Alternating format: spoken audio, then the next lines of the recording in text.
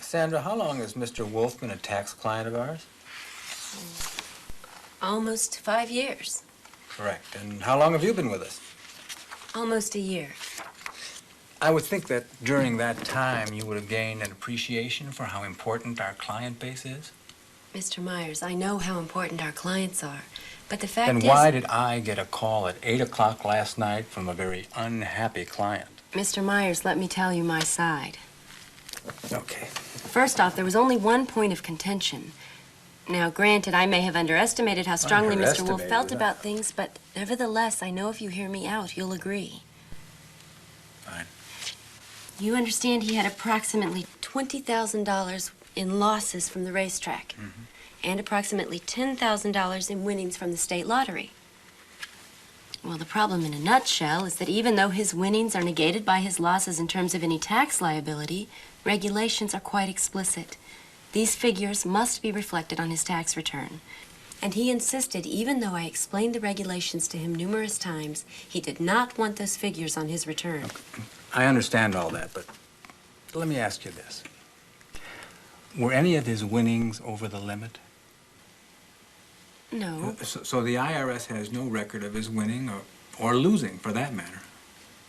And if these figures were not reported, the IRS wouldn't know, and in all candor, they probably wouldn't even care, since our client's losses far outweigh his winnings. But the point of it... Now, in addition to that, you might want to consider this. Over the past 5 years that Mr. Wolf has been our tax client, I have personally cultivated a relationship that should one day bring us his company's audit work.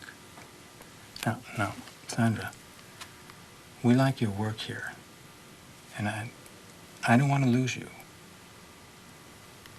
But I don't want anything to upset our relationship with Mr. Wolf. Do you understand that?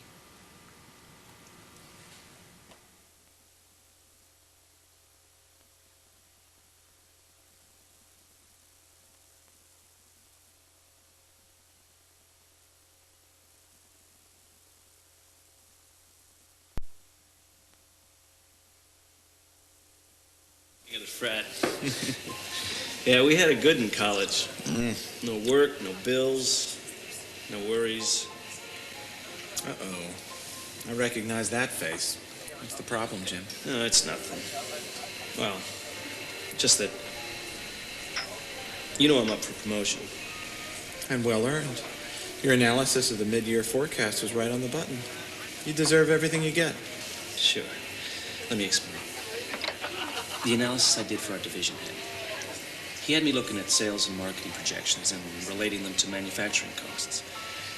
Now, what I came up with was that if we could substantially increase our production rate, obviously the price per unit would fall, and based on our sales projections, this increased volume would match our projected demand. So they added a third shift to gear up at the outboard. Exactly. And if sales meet expectations, well, there are plans to expand the plant. So what's the problem? Being responsible for those kind of changes is something to be proud of. Look, Pete, we've been friends for a long time. You even helped me get this job. I can trust you? Sure.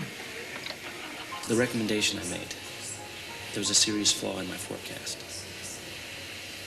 No matter how many times you run it, I understated the cost. How much? Enough to be concerned about. Why hasn't anyone else noticed? I mean, we don't operate in a vacuum. I know. For whatever reason, sales are running higher than our projections anticipated. We're making more money because we're selling more product, but we're not making the kind of money we should because the cost per unit is higher than I had predicted. And also, I'm sure no one else noticed because we're only talking about one product line here. What are you going to do? I could tell the truth, or I could come up with some other reason to explain the deviation from my forecast. That's a toughie.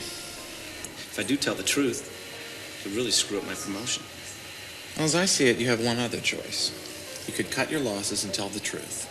You could make something up to cover your mistake. Or you could keep quiet and wait and see what happens. When I think of them adding another shift, there's no way they can keep those workers if sales fall off. You know, I may have something for you. What's that?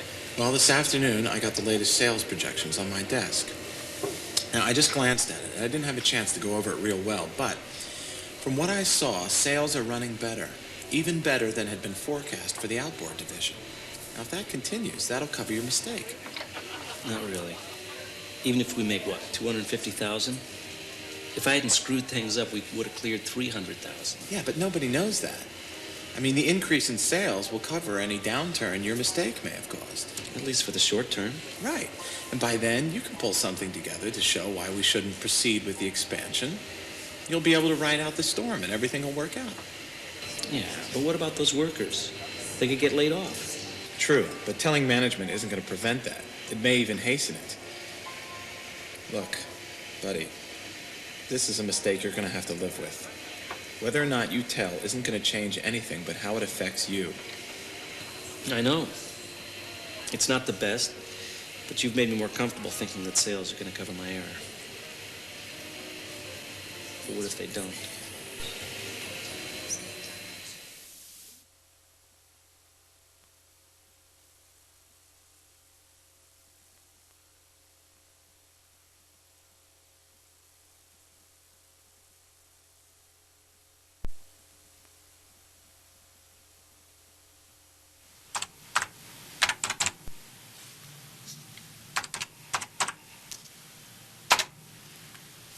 Hi, Ross. You getting close to wrapping things up? Well, I'm getting there, but I still have a ways to go.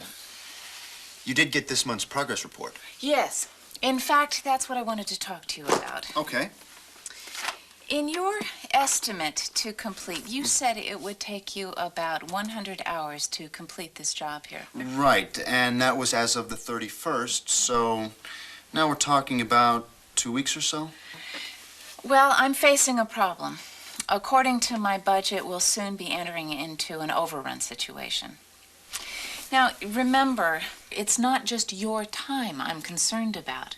I have 3 other people I'm keeping track of, plus expenses.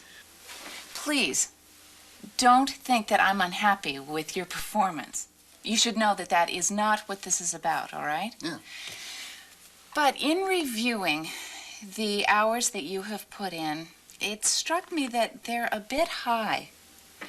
Now, do you think it's possible that your inexperience in this type of engagement could account for that? Well, it's possible. You know this is my first job in the food service industry.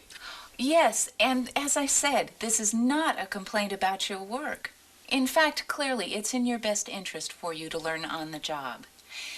But if it takes you 10 hours to produce what it takes an experienced person to do in, say, 6, then I think you need to consider just how much time you're putting in that perhaps you shouldn't be charging at all. It would work out better for everyone. Remember, we do want to do what's in the best interest of the client. Well, how much time should I... I'll let you think about that.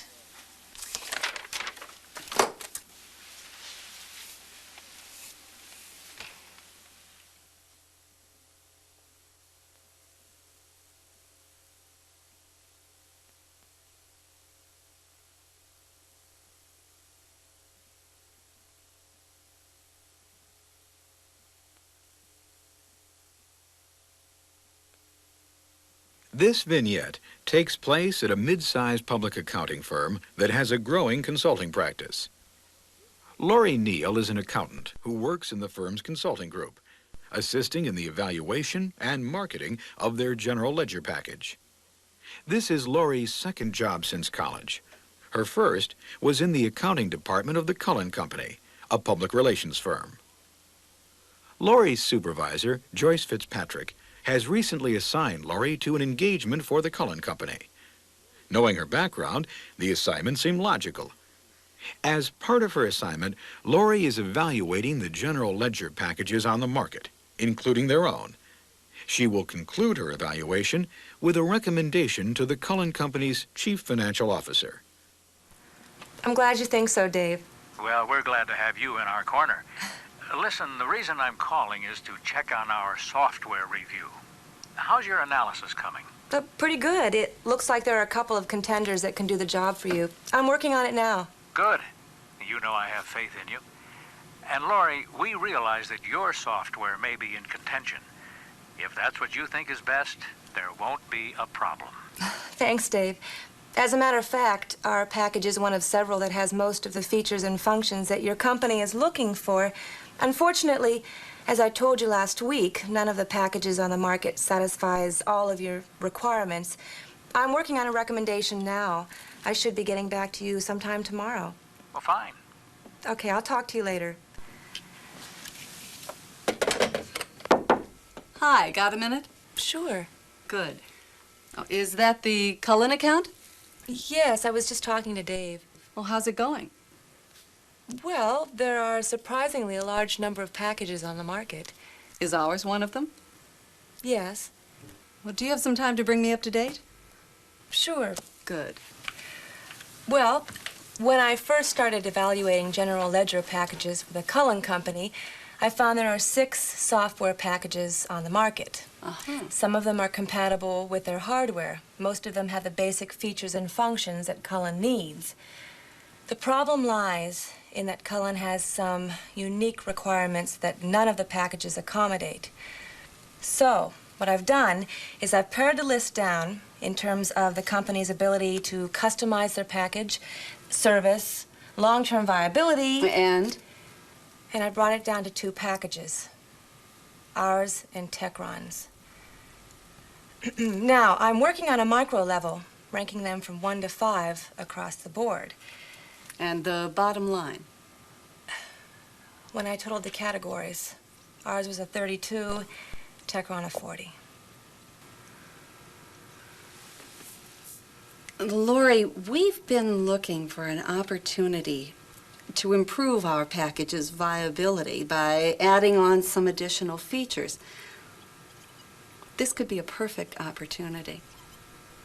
In fact, the changes we make for this installation could provide our package with the competitive edge that we've been looking for. Now, I'm not asking you to do anything dishonest, but let's be fair about this. The difference between a 32 and a 40 could be a marginal thing. Well, anyone who's ever done any of these analyses can tell you that there is a certain amount of subjectivity involved here. Well, for example, nobody knows our package better than we do. Could you have been more critical in evaluating our weaknesses?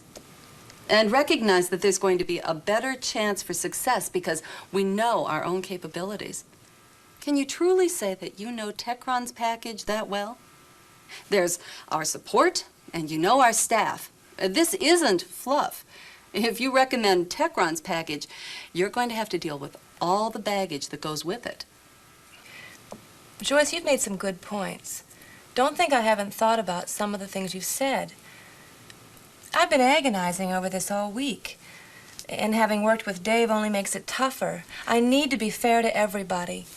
I know that you're conscientious, and you know that I trust your judgment. But let me tell you something that Frank said during our last directors meeting.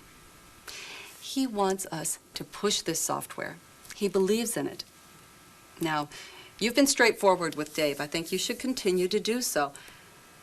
But how are we going to explain to our director that we've recommended someone else's package when there isn't a clear-cut reason? Think about it.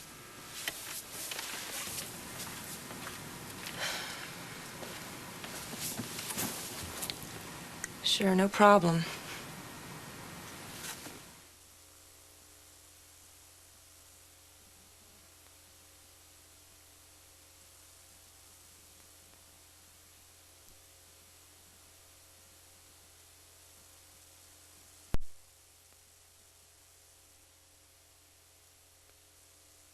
This plant is home to the manufacturing operation of Electroplus Incorporated, a producer of small motors and armatures.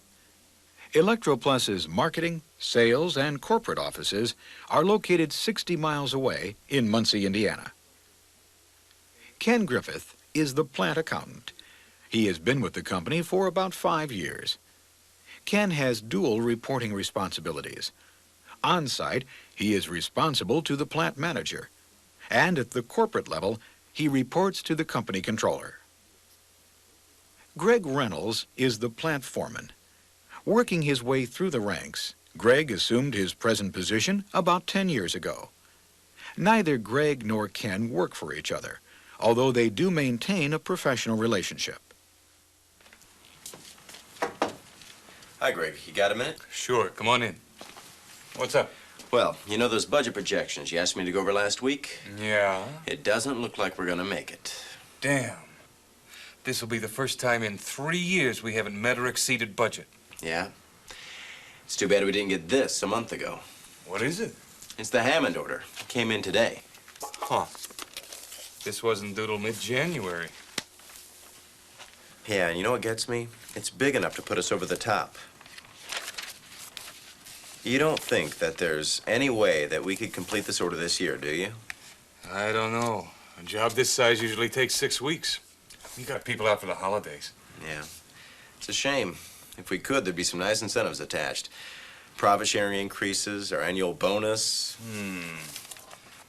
You know, if we expedite things, we might be able to get it done in 4. And that'd put us at, December 28th. Well, what about Christmas? No, that's okay. Christmas is on a Saturday, and I allowed for the 24th. So we could complete this order before the new year. A nice Christmas present, don't you think? Not bad. I don't know, though. This wouldn't be easy. Well, this one's out of my ballpark. What the hell? The worst thing that can happen is we don't make it, right? Right. Well, keep me informed. You bet.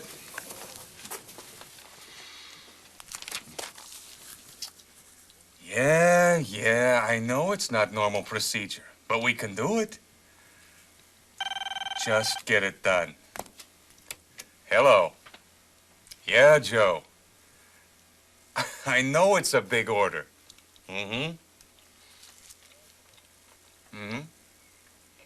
Come on, you've been in a crunch before. Don't start crying to me now.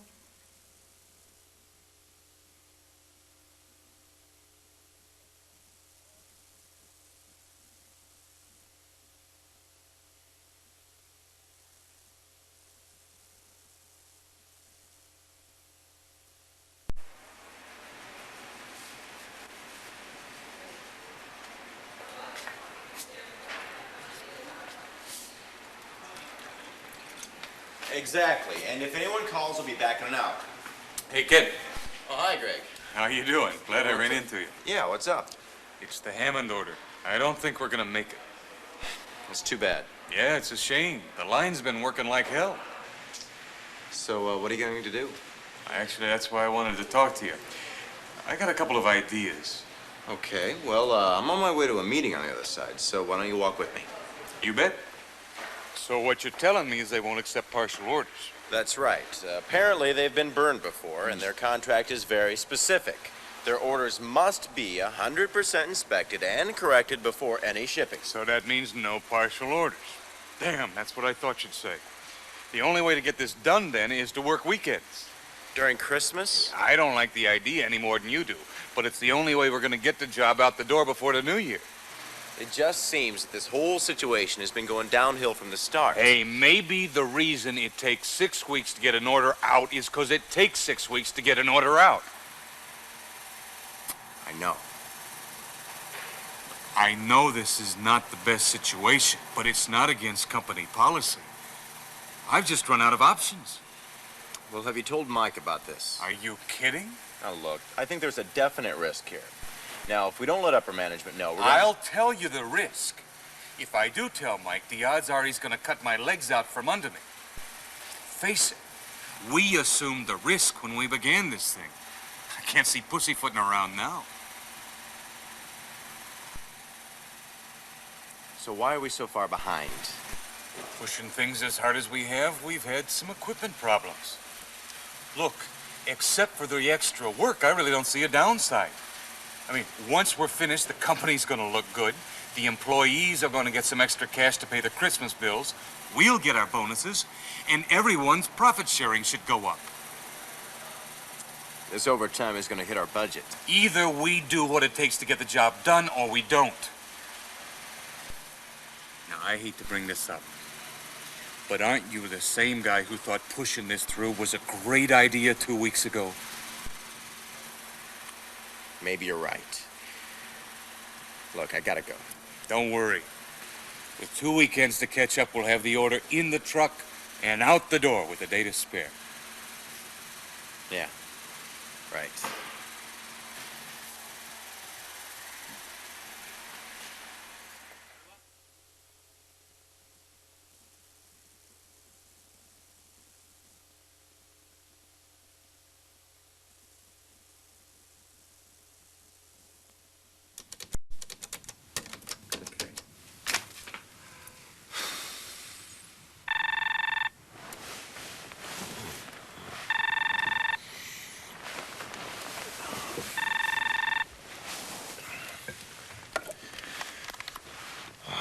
Hello. Greg. No, it's okay. It's okay. It's just, with this cold, you know, I thought I'd get to sleep early. What's up? Well, we did it. Did what? The Hammond order, it's on its way. They should receive it first thing tomorrow. Well, congratulations. Thanks.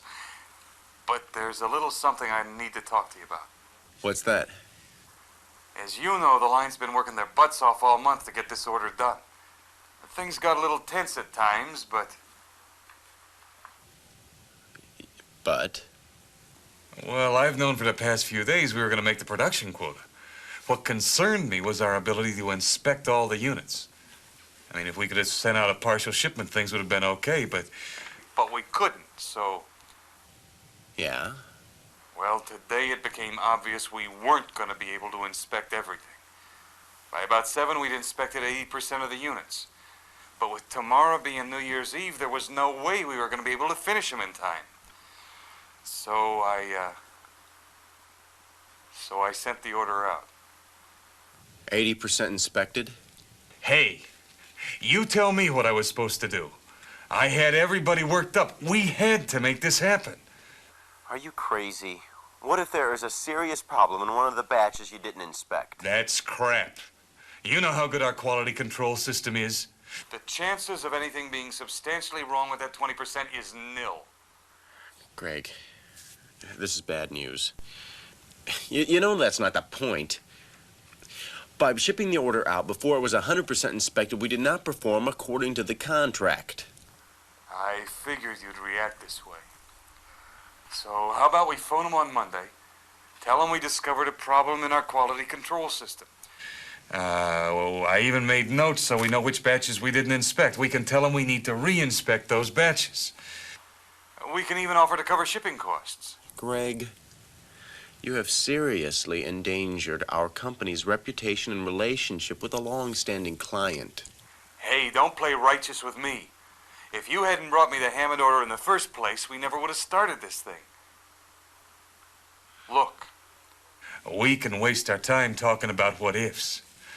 But I just made things right for 100 employees who are going to be very ticked off if we didn't get this out the door. So what do you want from me? I want you to keep quiet about this. You've been a part of this from the start, and I need you to help me finish it. And why the hell did you tell me? You know the plant. I did what I thought was best. I'd rather you heard it from me than from someone else. Look, just sit back for a minute and consider my options. I couldn't wait till tomorrow. I mean, there's no way I could get anybody to drive on New Year's Eve, and besides, who would receive it? Everyone's worked in good faith. Now, why should they get penalized because we bit off more than we could chew? Listen, Ken. If this were a perfect world, I wouldn't be asking you, but things aren't perfect. You got me into this. A lot of people are towing the line on this one, including you.